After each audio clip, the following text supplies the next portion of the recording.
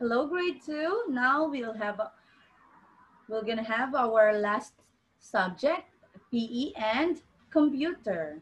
So for our PE, the topic is levels, pathways, and planes of movements. So what are levels? Level of movement refers to the relationship of your body to the floor or materials when moving. This describes the height of your movement in the space. So whether it is low, middle, or high. So for you to find out about level, let's have the three kinds of level.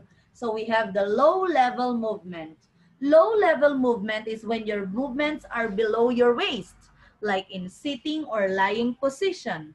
Low level movements are also called deep level movements. So these are the low level movements. When you are crawling, you're low, right?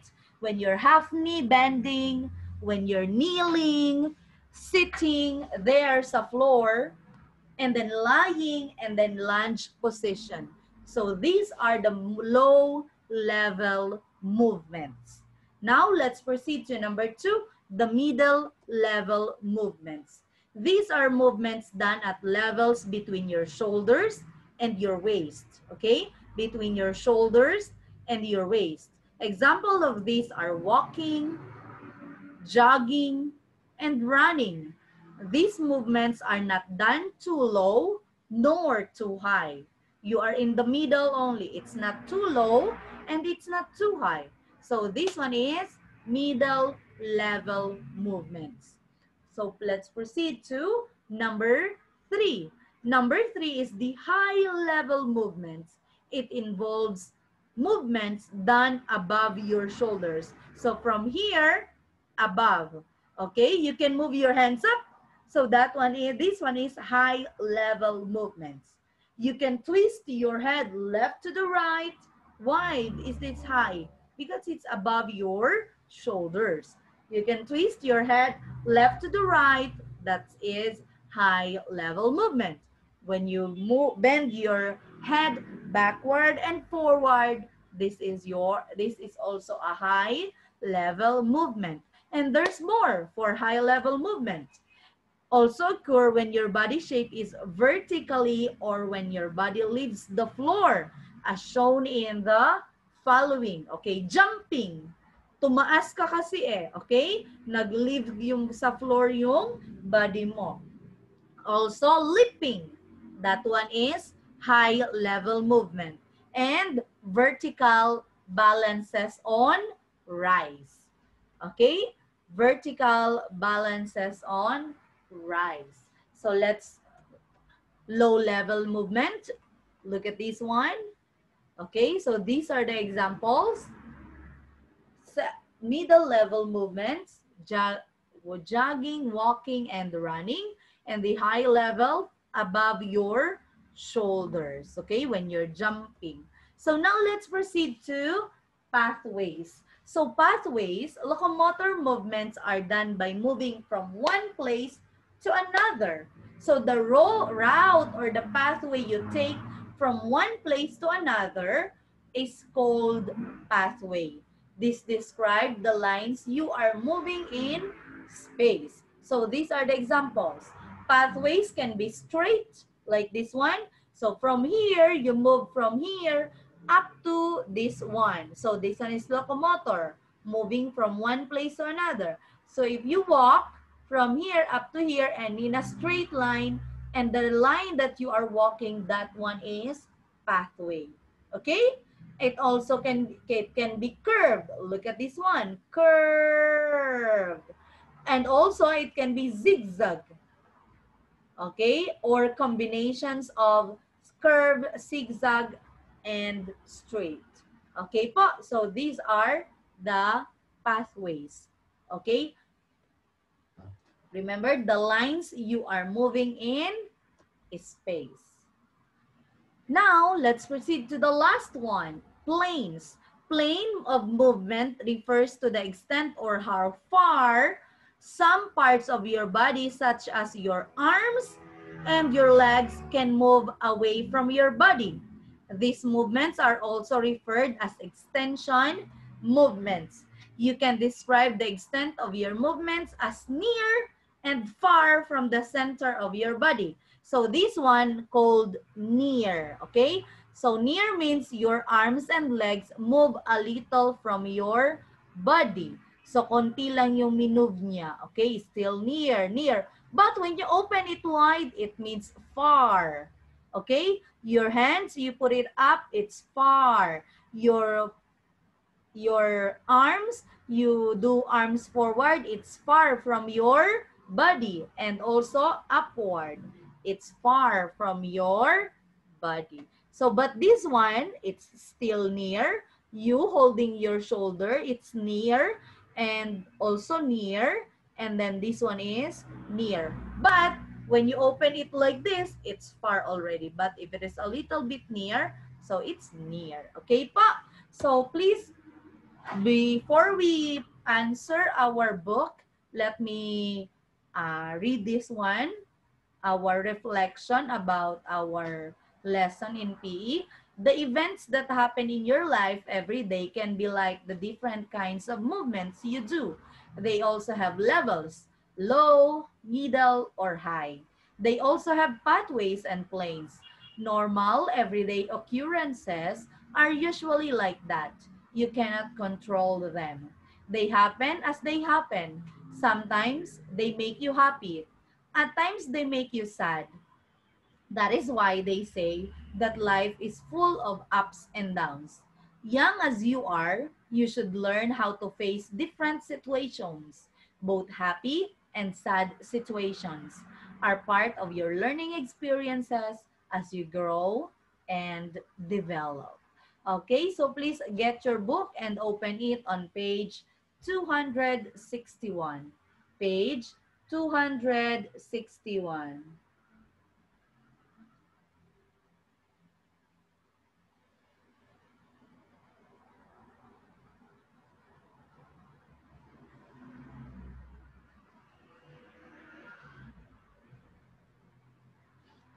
Okay, number one, you're gonna write low, middle, or high.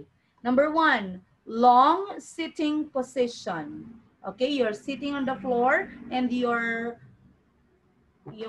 kwan mo, legs, you're doing the long sitting position. Is it low, middle, or high? Next, number two, raising arms like this. Low, middle, or high? Low, middle, or high? Next, number three, to page 262. Half knee bend. You are in half. Okay, half knee bend. Half knee bend. Low, middle, or high? Next, number four, tuck sitting position. Remember the tuck? Tuck sitting position. Is that low, high, or middle? Low, middle, or high? Number five, trunk twisting to the left and to the right. Low, middle, or high? Low, middle, or high? Your trunk only, not your head. Now, let's go to number two. You're gonna identify if it is curved, straight, or zigzag. Walking in a straight line with sharp turns. We're walking with a straight line with sharp turns. Next, number two. Walking straight ahead and turning around a corner. Walking straight ahead and turning around a corner. Okay, but number one is walking straight with sharp turns. Walking straight with sharp turns. And number three, crossing a bridge to the other side of the stream. Crossing a bridge to the other side of the stream. Oh, sorry. And number activity three, you're gonna identify if it is near or far. Near or far. Number one, placing your left foot and your right foot together. It is near or far. Number 2, raising your arms sideward. Is it near or far to your body? Near or far? Done? Okay.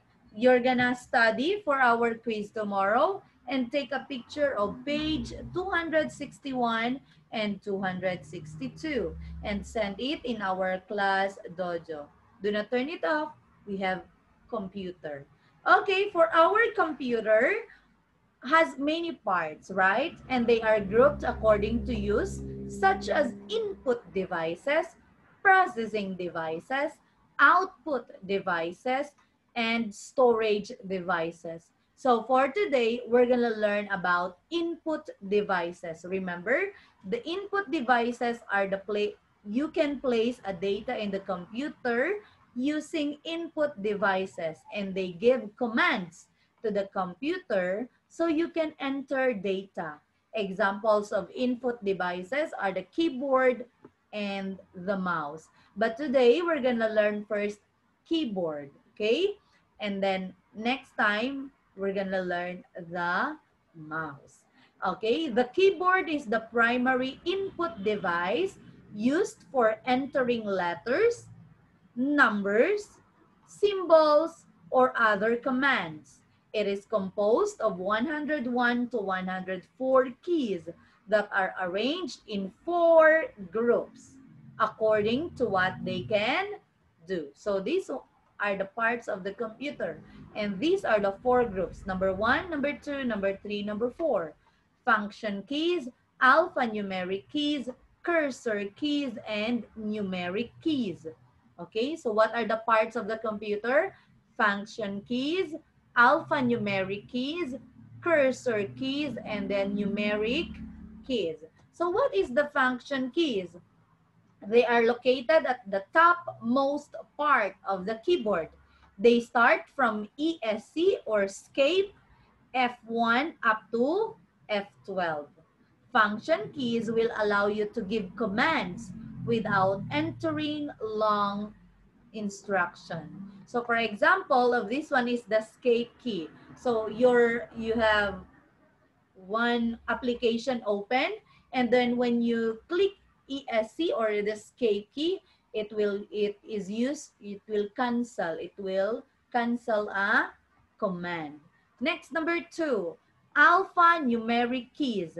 This group is the biggest part of the keyboard.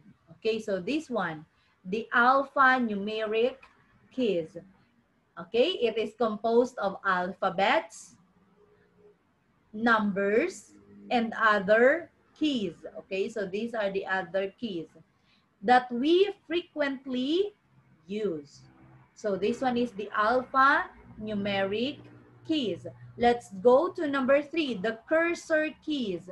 These are the arrows there. The arrows that are used to change the location or the movement of the cursor on your screen. You can use the down, up, left, and right arrows to move cursor easily. So for example, you want to go to the last page. You can just click this one, page down, and if you want to go up, page up. Okay, so next, let's go to number 4, numeric keys. They look like a calculator. They include the 4 mathematical symbols such as addition, subtraction, multiplication, and division. Here, the multiplication in this numeric is the asterisk here, okay? But in our math, it is the times or the x, right? Okay, and then this one is division, another symbol for division. Okay, and the other one symbol is the one line and then the dot, that one. Okay, next, we have also a status lights located on the upper part of the numeric keys and tell us if the key is activated, such as num lock, caps lock, and scroll lock. When you click the num lock, in your numeric key, that one. If it is with color, it means you can type the number. But if it is without color, you cannot, even though you you type that one, there's no number that will pop out in your screen. So you need to click again the num lock so that it will activate.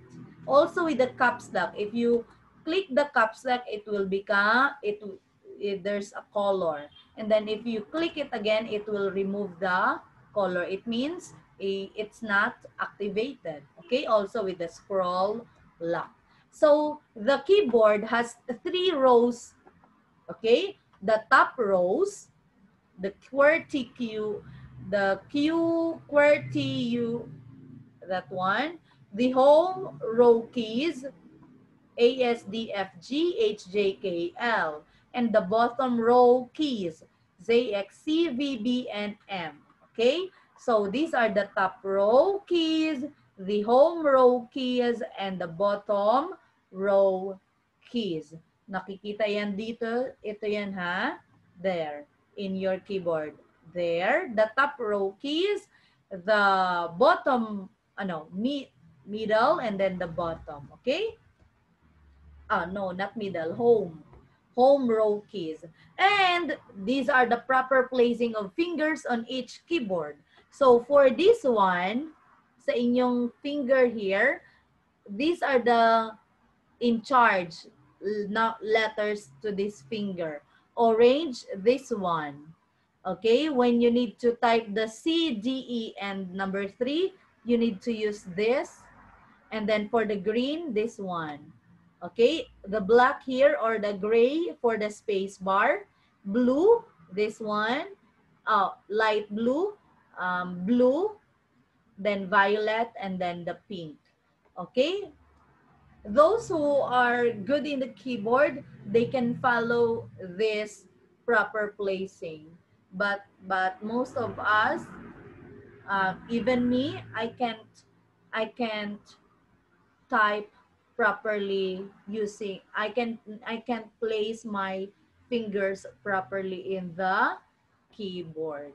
Okay, so now we have another uses of other keys. So what are these? It's in your keyboard. So this one, the tab, the caps lock, shift, okay, backspace, enter, shift. Okay, that one are the other keys on keyboard. So number 1 is enter. When you press this key, it will move the cursor down. Okay? Backspace. Pressing this key will delete the letters or numbers at the left side of the cursor. Space bar. It is used to put space between words or letters that we type. Number 4, shift. This key is used to type a single capital letter. If you just gonna type one capital, you can click the shift.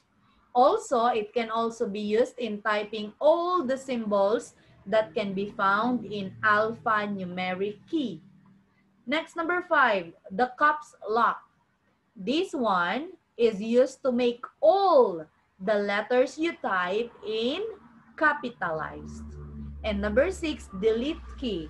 Pressing this key will delete the letters or numbers at the right side of the cursor. Okay? So, please get your book and your crayon. Computer book and crayon. Color the alphanumeric keys orange. Where are the alphanumeric keys? It's the biggest. Alphanumeric keys orange. Next, done? Cursor keys. If you are not yet done, you can pause. Cursor keys. The one, the up and down. Okay, the function keys. Cursor keys are green. Function keys are pink. And the numeric keys, the numbers are blue. Okay, please color. Okay, if you are not yet done, you can pause, and then play it again when you finish. So let's proceed for page 75. Identify the following keys. Write F, it belongs to function keys. Write A if it belongs to alphanumeric keys. And write C if belongs to cursor keys. And N if it is a numeric keys. Okay, number 1, F8, F6. Medyo malabo. Okay, so that one is F8. Oh, F8, correct. F8. Is it F, A, C, or N? Next, number 2, delete. Number 2, delete. Number 2, delete. It belongs to F, function, alphanumeric, cursor, or numeric. Number 3, backspace. Number 3, backspace. Backspace. Next, number 4, alt. Alt. Alt. Number 5, shift. Number 5, shift. Number 6, arrow down. Number 6, arrow down. Number 7, number 7 and symbol of end. Number 7 and end symbol. Number 7 and end symbol. Next, number 8, plus sign and equal sign. Plus and equal sign. Plus and equal sign. Now, number 9, numlock. Numlock. Numlock. And number 10, escape or ESC.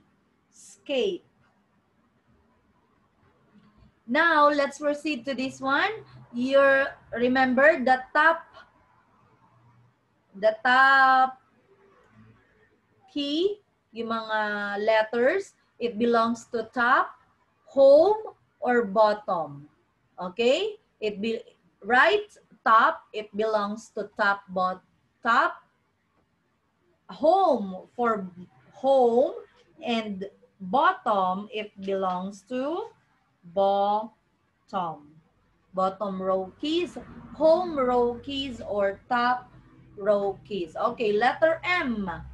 Letter M. Top, home, or bottom? Letter M. Next, number 2. You can look at your keyboard in your laptop, right? Number 2, O. O. Is it on top, home, or bottom? O.